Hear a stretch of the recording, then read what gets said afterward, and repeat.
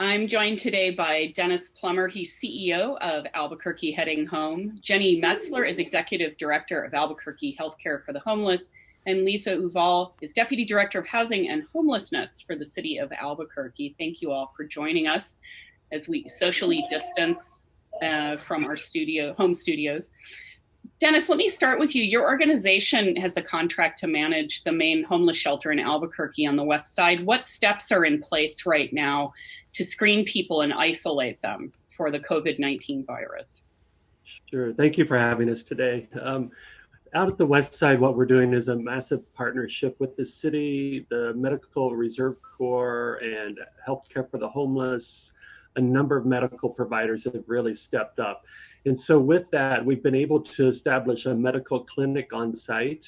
We have screening that's being done there, as well as isolating 3 units out there for persons who are awaiting further testing for COVID or have been tested and are awaiting results. And then we are also ready for any COVID positive that we might have, any diagnosis. Are they screened when they get out there, or are they screened before they get on the buses that take them out there? So it happens both ways. We screen everyone as they come in, including staff, into the building, so that we have a temperature gauge and the questions that we ask as they come in. On occasion, we have been able to at our pickup sites as well before they get on the bus, and so we're trying to do that as frontline as we can. We're waiting more thermometers as well. So you haven't had any cases yet at the shelter? That's correct. We have not. Okay. We're taping this on March 31st, I should say. So, okay. Things change quickly. So, and so what are the next steps if you do get a positive case? What happens? So the partnership that meets daily, led by the city, has developed a flow chart of operations. And so we have in place procedures and protocols for a chain of communication. So if we had someone who was tested positive, then they would go into the isolation room, and we have staff that are equipped to manage those isolated units. Lisa, how many beds does the city have in total for homeless folks?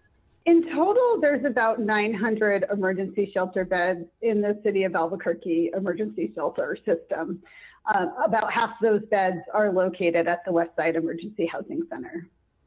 And so following up, what do we have a certain number set aside for COVID cases as those come up? What we've really been focused on, as Dennis said, is developing a screening, testing, and isolation process at the West Side Emergency Housing Center, largely because that is our largest center where folks are living in, pretty dense conditions under normal times. I think Dennis can maybe speak better than I can to the exact number of isolation beds that we have at the West Side Emergency Housing Center. And as Dennis mentioned, we're also working on, or we really have built in motel vouchers to a limited extent as well as a way to increase isolation spaces for folks that may have COVID-19 that are awaiting test results or that do have it. I think we recognize that this is a very fluid situation. As of right now, our isolation unit for confirmed cases is empty. It could be a totally different story 3 days from now, 10 days from now. So we have something in place for this moment, but we know as the situation develops, we may need to identify other isolation units as well. I know some other cities have actually rented out entire hotels or increased motel spaces. Is that a possibility? It certainly is, and I know that's something that the Department of Health is looking at sort of a systems level across the state, is the possibility of using hotels to provide isolated recovery spaces for people experiencing homelessness, but there's others as well that may need that kind of isolated setting. So they're looking at how they can sort of set that up statewide at a systems level. For right now, at a smaller scale, the City of Albuquerque is able to administer some motel vouchers for folks that are experiencing homelessness, particularly those who are awaiting test results. And I want to stress, because there's been some confusion about this, that this is not a general motel voucher program that we're running. I know lots of folks are looking for that resource. There's not a number to call to get a motel voucher. We're really working with our medical partners at the West Side Emergency Housing Center to identify who needs a motel voucher. So we're using those resources very strategically.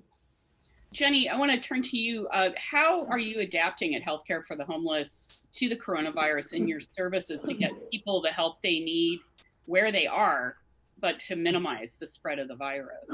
For the past 3 weeks, we have had 55 to 60% of our staff working remotely. The behavioral health folks are doing counseling via telehealth. The case managers are doing home visits and telephone support to people who have been housed, helping them to get their basic needs met. Of course, our clinical providers are still here, but they're on a rotation. We're trying to keep a healthy bench. Increasingly, we're seeing fewer and fewer people at our First and Mountain campus, which makes sense because the more urging there is for physical distancing, people who are already very socially isolated because of their homelessness, people are getting the message. People on the streets get the message as well, and so people aren't coming to health centers across New Mexico because they're being asked not to if it's not necessary. So we each week have been increasing mobilization of street medicine teams, our social services staff, our harm reduction staff, behavioral health, all the others, enrollers for Medicaid are going out in teams to all of these sites that the city has been putting in place or had in place, other shelters, and as well to encampments. There's some people who won't go into shelters, and the Street Medicine Institute, which is one of the models that guides our teams, has put out some recommendations for how to help people isolate or quarantine in place, how encampments can be organized and structured in a way where people are distancing and maybe not clumped up. So what are the main challenges that the street medicine folks that you're sending out are trying to deal with?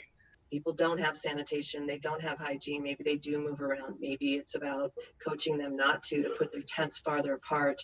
I know that there's some city and county efforts to get more sanitation, hand washing to some of those encampments. Something we're hearing from our street outreach teams, and I say Albuquerque Healthcare for the Homeless's teams, as well as this coordinated group, is that either people are in shelters or their encampments are harder and harder to find. And they are secluding, they are trying to be off the radar, and people are afraid, and they have reason to be. They're highly vulnerable. So we're just going to have to work harder to find people because they're there and they need the services we can provide. And this can't be addressed on the shoulders of any one entity or leaving out any one population. This is a public health issue. It's a population-based response, and we really need to make sure that everyone has access to our public health measures and our coordinated emergency response. Well, on that note, I do want to ask, I actually was out in the International District this weekend, and I talked to some folks who have been at an encampment. I did proper social distancing, but they said that last week, some officials from the city came and told everyone they had to clear out in 20 minutes, and they couldn't gather up all their stuff in that amount of time. And a lot of their stuff got thrown in a dumpster, including their ID papers.